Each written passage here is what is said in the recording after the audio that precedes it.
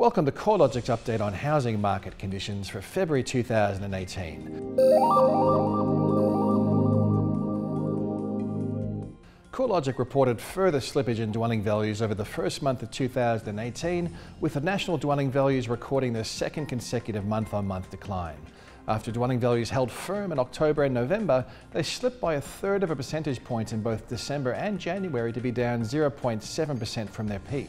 The fall in national dwelling values was broad-based across the capitals, but continues to be led by Sydney, where values were down by almost 1% over the month to be 3.1% lower since their peak back in July last year.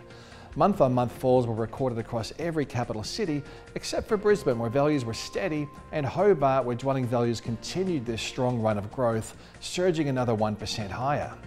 Looking at the annual trend in housing performance, the two largest capital cities are the main drivers behind the slowdown. However, most other capitals have also experienced some softer growth conditions over recent months.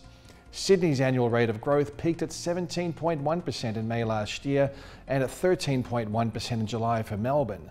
Current annual growth rates in both cities are substantially lower than their 2017 peaks, which highlights the significant slowdown over the second half of the year, which has continued into early 2018. Interestingly, the weakness in the housing market is most concentrated at the higher value end of the market. Segmenting CoreLogic's Hedonic index into deciles reveals the most expensive 10% of national housing markets have seen dwelling values fall by 2.7% over the past 3 months, while falls were recorded across the 8th and 9th deciles as well. Growth has eased across the more affordable value deciles, but remains in positive territory.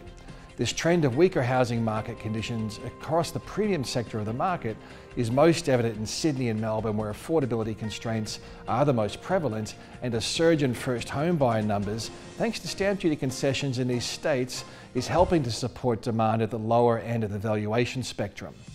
The opposite is true across the other capital cities, where housing affordability is less pressing and there's been no change to first home buyer incentives.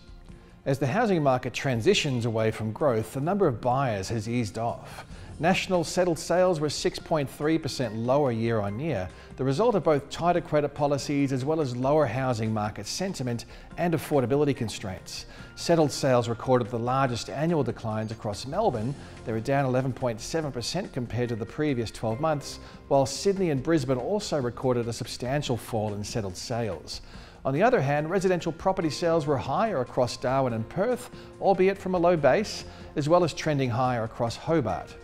Outside of the capital cities, regional New South Wales continues to show the highest rate of annual capital gains at 6.8%.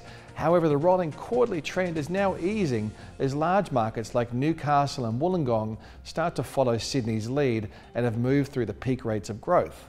If this trend continues, it's likely that regional Victoria, where the quarterly trend is actually accelerating, could take over as the fastest growing regional market on an annual basis. Regional Tasmania is also showing a strong upwards trajectory as growth ripples away from Hobart. Regional areas of Queensland and South Australia have moved into positive growth territory over the 3 months ending January. That's the first positive quarterly shift in dwelling values since May 2017 across both areas. Regional Western Australian dwelling values continue to trend lower, and values are generally substantially below the 2014 highs. In a sign of improving conditions, the annual pace of decline has improved relative to a year ago as commodity prices push higher and labour force conditions continue to strengthen. Adelaide dwelling values fell by 0.2% in January. However, they edged higher over the 3 months to January 2018, and on an annual basis, dwelling values are rising at a slightly faster pace than inflation at 2.4%. Detached houses are returning a stronger performance than units, with values rising 2.6% over the past 12 months compared with a 0.4% lift in unit values. The outlook for Adelaide remains steady, with growth in dwelling values expected to continue roughly in line with trends over the past year. The housing market goes a bit quiet in January, with overall transactional volumes dropping by about 25% between December and January. With this in mind, getting a firm reading on the housing market will become more straightforward as we progress through February.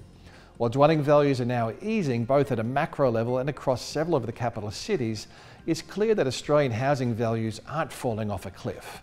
National dwelling values are down by just 0.7% over the past 4 months, after increasing by 41% during the growth phase. Strong jobs growth, falling unemployment, high migration levels and low mortgage rates will, in our opinion at least, help to support a soft landing in the housing market. Labour market conditions have generally been improving, with stronger jobs growth spreading outside of Victoria and New South Wales, particularly into Queensland and to a lesser extent into Western Australia. Stronger labour markets are likely to help drive confidence and support mortgage demand.